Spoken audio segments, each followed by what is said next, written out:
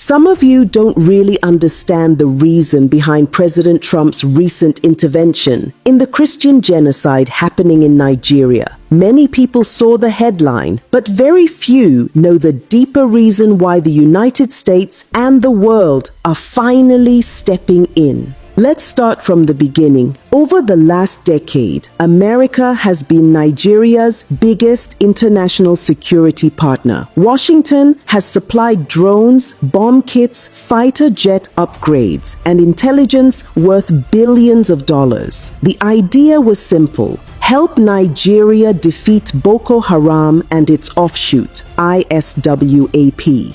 Just this year, the US approved another $346 million arms package for Nigeria. Precision bombs, missiles, and targeting systems meant to strengthen the Air Force. Before that, there was the sale of 12 Super Tucano aircraft worth $500 million delivered under the Trump administration.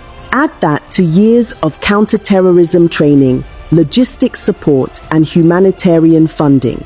On paper, Nigeria should by now have one of the most battle-ready armies in Africa.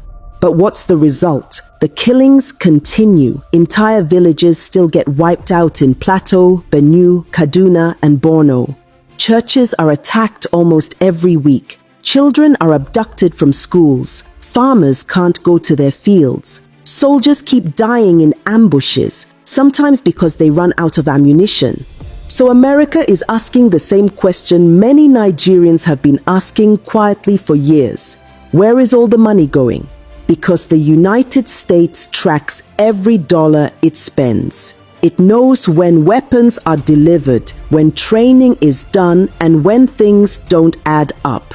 Intelligence reports show that despite billions invested, Nigeria's security forces remain under-equipped, under-motivated, and deeply compromised. And that's the root of America's frustration.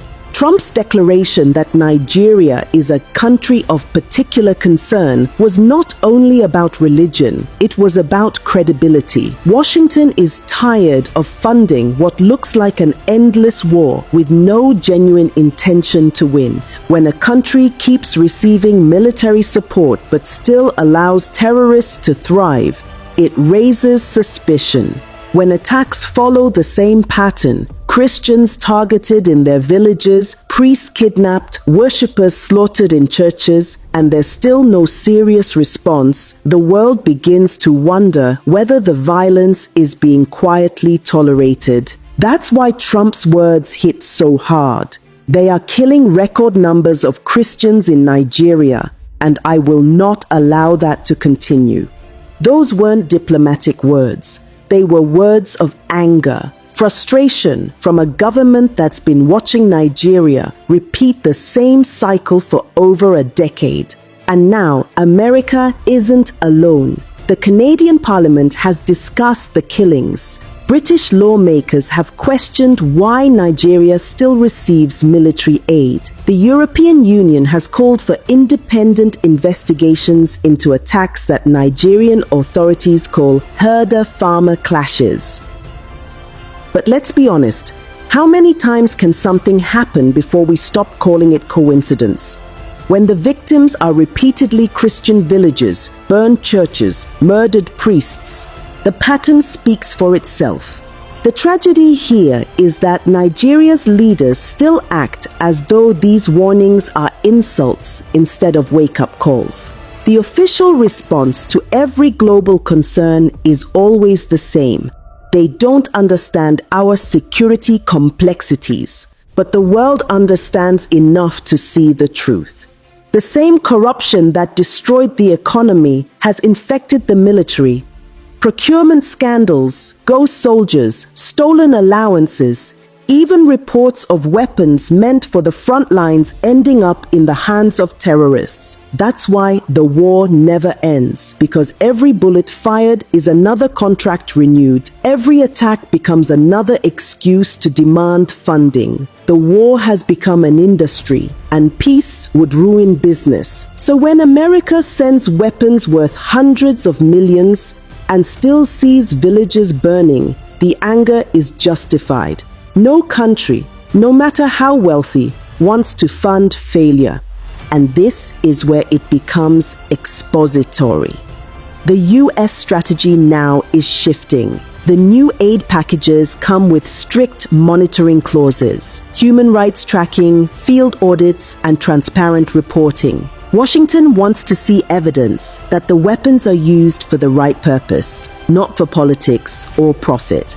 At the same time, discussions are happening in Congress about targeted sanctions, not against Nigeria as a nation, but against individuals, governors, generals, and politicians accused of either enabling the violence or stealing from defense budgets. If that list is activated, travel bans, asset freezes, and visa restrictions could follow. The message is clear. America is no longer willing to bankroll corruption. And that brings us back to the Christian genocide conversation. For years, survivors have been crying out, saying, "They're killing us and the world is silent." Now the world is speaking, and Abuja isn't happy about it. But why would they be? When you've built a system on impunity, accountability feels like an attack. Let's not forget what happened in 2021 when the US first considered putting Nigeria on the country of particular concern list. The Nigerian government lobbied hard to be removed. They promised reforms, new security strategies, new appointments, yet here we are. The killings not only continue, they've spread. So what exactly does the US want? It wants transparency. It wants Nigeria to prove that it's genuinely fighting terrorism, not managing it. It wants accountability for the billions already sent. It wants an end to the excuses that always begin with "we condemn" and end with "we're investigating." And let's be fair, America's concern isn't purely moral, it's strategic. An unstable Nigeria threatens the entire region. The Sahel is already on fire. Mali, Niger, Chad, and extremist networks are growing. If Nigeria falls deeper into chaos, the whole of West Africa becomes vulnerable. That's why Washington is acting tough. Not because it suddenly discovered compassion, but because instability in Nigeria eventually becomes a global problem. But that doesn't change the moral truth. Thousands of Nigerians, mostly innocent civilians, have been killed while those in power debate semantics. Whether it's called terrorism, genocide, or banditry, the result is the same. Human lives lost, families destroyed, a nation bleeding. So yes, the world is fed up, not with Nigeria as a people, but with a government that refuses to protect them. And that's where my opinion comes in. Nigeria's problem is not that it lacks help, it's that it lacks honesty. For every foreign dollar sent, there's someone ready to steal half of it before it reaches the front lines. For every tragedy, there's a press release instead of action. And for every victim, there's an official somewhere insisting it's not as bad as it looks. The world has finally stopped believing those lies. Trump's declaration, Canada's debates, the EU's concern, these are not attacks on Nigeria's image. They are reactions to Nigeria's silence. Because silence in the face of mass murder is not neutrality, it's complicity. So where does this leave us? If Nigeria continues on this path, the consequences won't just be diplomatic. Sanctions could cripple international trade. Military partnerships could be suspended. And the elite who once flew freely around the world may suddenly find themselves grounded, both literally and politically. But there's another possibility, the one most Nigerians hope for, that this global attention forces change. That the government finally wakes up and realizes the world is no longer watching quietly. That the billions meant for defense finally go where they belong, to soldiers, to intelligence, to rebuilding the lives of those left behind.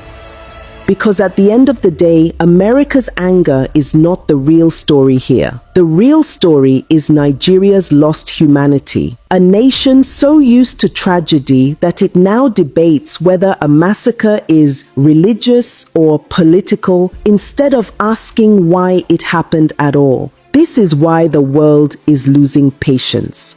If Nigeria doesn't change course soon, the pressure from abroad will only intensify. Sanctions will follow, investigations will deepen, and foreign aid will come with stricter conditions. But it shouldn't take foreign threats to make our leaders act. It should take conscience. It should take shame. It should take love for a nation that has already bled enough. The world has done its part. The question now is, will Nigeria finally do hers?